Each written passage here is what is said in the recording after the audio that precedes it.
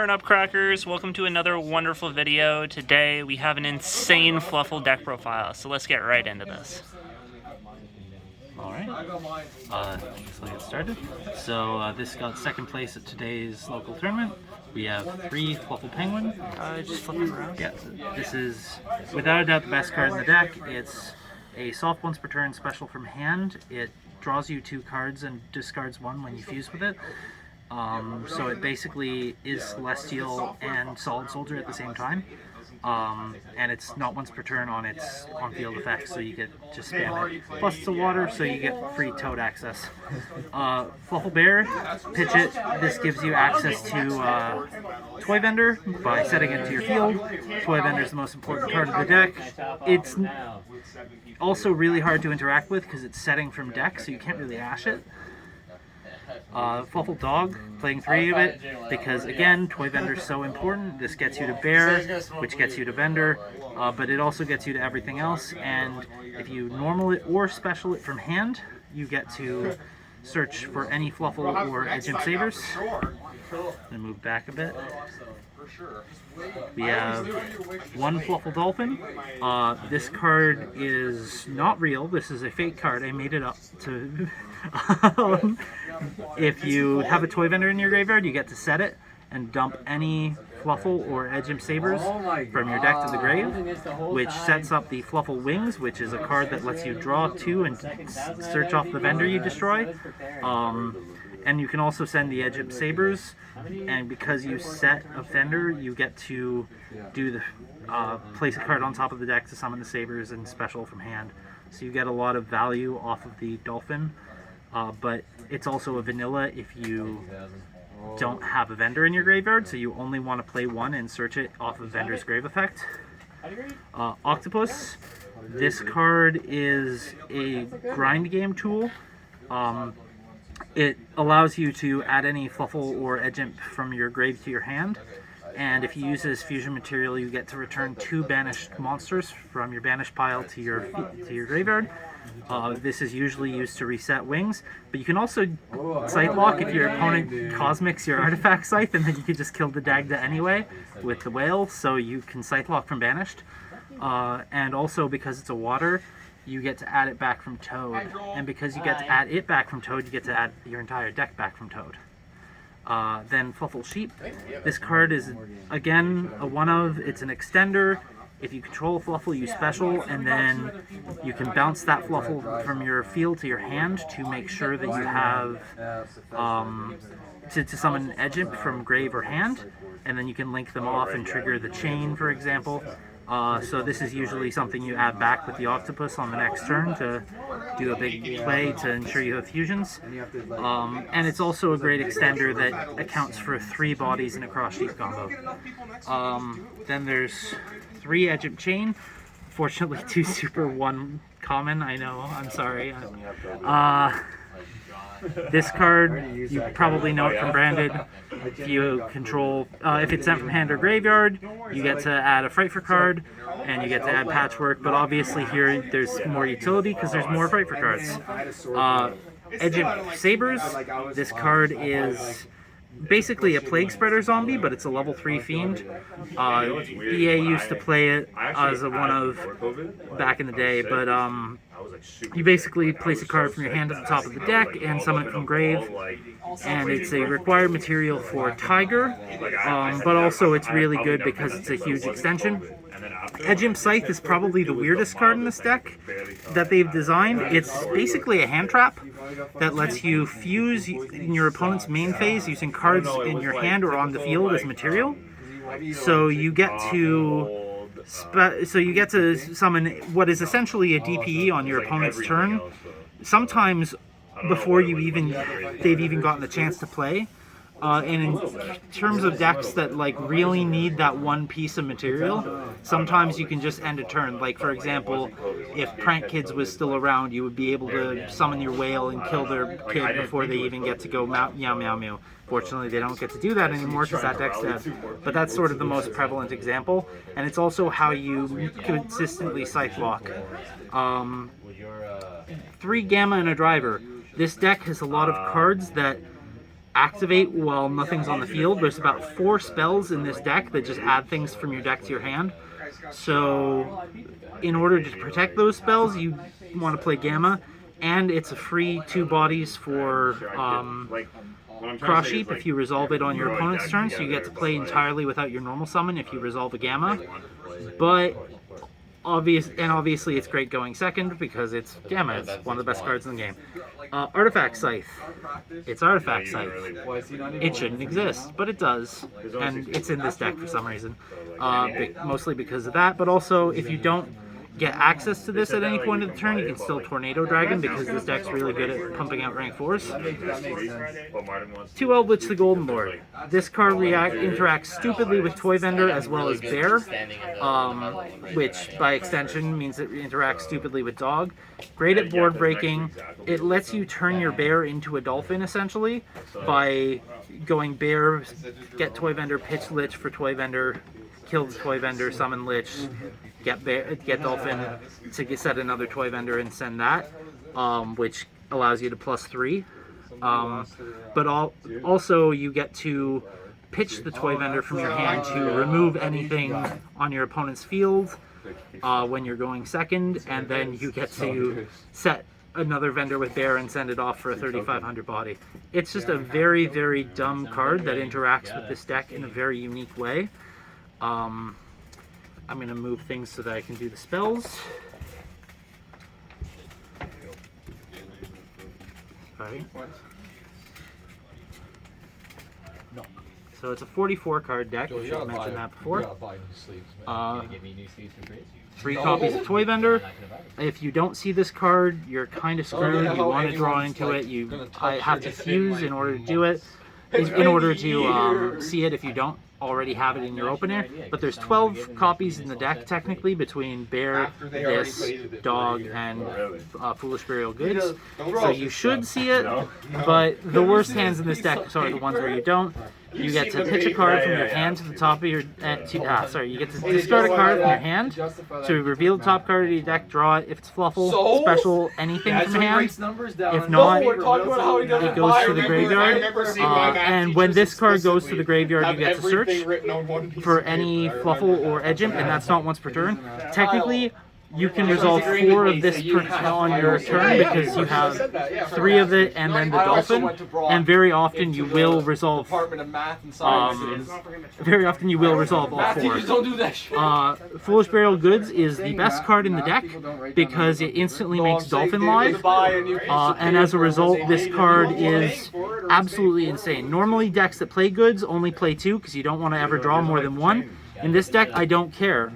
Dolphin is such a strong card that it's worth drawing 3 Foolish Burial Goods to search the one of that's only live when the vendor is in the graveyard. So, Goods is incredible. 3 Royal Penguins Garden. This one is probably weird, but it's a searcher for Fluffal Penguin, which I've already established I believe is the best card in the deck. It's also a continuous spell with a discard effect that allows you to manipulate your penguin's level, but more importantly it lets you discard, so you can trigger things like Toy Vendor or Edge Imp Chain as long as you resolve the search for that card. And because it's continuous, you can send it off for the Eldritch. 3 Patchwork. This card is... we already know why this card's stupid. 2 Poly. You don't want to play 3. You might want to play 3 if you're a going second build, but this is very much a going first build. Frightfur Fusion. This is just Miracle Fusion.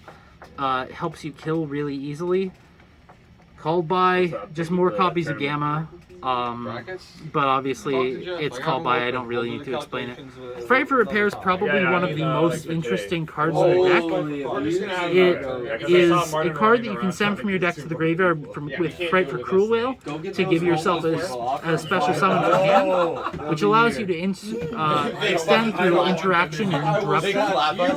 But on top of that, the Frightfur Repair allows you to use its main on-field effect, which allows you to return a Frightfur card from grave to special summon a Fluffal. So very often, if you open, say, Penguin and Patchwork, you can go Patchwork, grab Poly and Chain, fuse for whale, whale dump a fusion monster, chain search this, penguin draw 2 discard, special the penguin from grave by using the repair, and then you get to play entirely without your normal summon through the effect of penguin.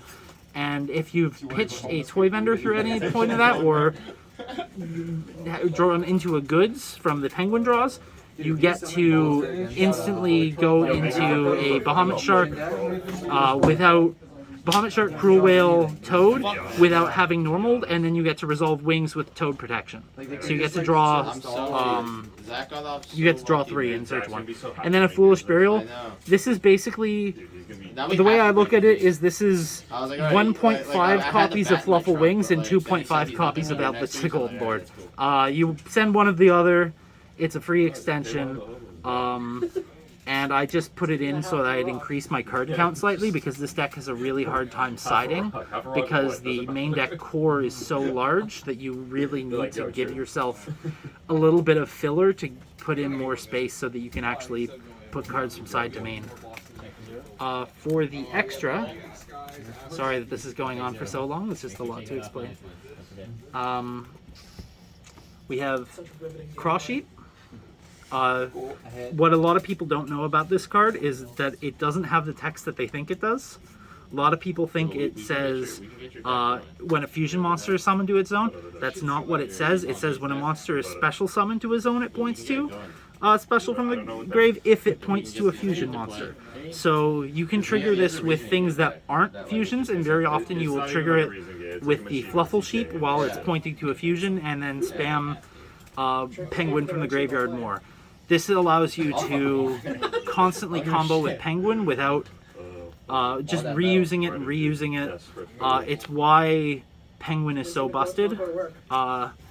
Dagda, it sets your artifact scythe. A lot of times you might actually want to keep it on the field because of your unique way of popping your own scythe using the Cruel Whale. Means that if they respond to it or banish it, you can still scythe lock them as long as you've set up the Octo and the Edge Scythe. When you do that, you want to Masquerena instead of linking this up for the Apo, so you can link everything on your board after the Scythe lock off into a big Appaloosa that can't be destroyed by card effects, rather than making an Appaloosa that's weaker on your turn. Unicorn is just there for removal and for low roll boards with the IP Masquerena. And then Appaloosa is Appaloosa. Generally speaking, you'll end on her or IP and just make her with the IP anyway. Fusions, we have Kraken. This is a way to kill people. This is also why I'm not running things like Access Code or Boral Sword, because all these fusion monsters are kind of filling the same role of Access Code and Boral Sword while doing the same thing. So huge attack power and removal. This is also a DPE. Basically, you summon it, you destroy a card on your field and a card on your opponent's field. And you can also send a Frightfur card from deck or extra to grave to increase any fusion monster's attack by half of its original attack. So this goes to 39, and neither effect is once per turn, so you can summon it multiple times, clear your opponent's board, kill them with big bodies, especially if you double Kraken, because if you increase Kraken with Cruel Whale, because Kraken is a double attacker. So it goes to 33. And hits for 66 and then 26. So you get a lot of damage when you do this, and this is just a board nuke. You have to make it with Edge Sabers, which is a little different than the others who are super generic, but it will kill cards equal to the amount of fusion material used, which means you can really wipe an opponent's board, especially with the Frightfur Fusion. And for the XYZs, we also have 5, so it's kind of nice that you get an extra deck of 5, 5, 5. Bahamut and Toad, these kind of go without explanation. What makes Toad extra scary is the fact that it gets your entire deck from your graveyard thanks to the Octopus. And sometimes when you don't have another Fluffal for the fusion of the Edge Scythe, you get to tribute Toad to negate something and then add a Penguin back, and then you have a Penguin and you have the Edge Scythe, and now you can Scythe lock. So it It's just a very, very strong card, and obviously stealing your opponent's cards when you negate them is even better when you have cards like Eldritch the Golden Lord in the graveyard to send them off. Abyss Dweller, it's really good in this deck because obviously there's a lot of decks that like the graveyard, but more importantly, you have waters, so you actually get huge boosts from the 500 attack boost, because this goes to 44 when there's a Dweller up.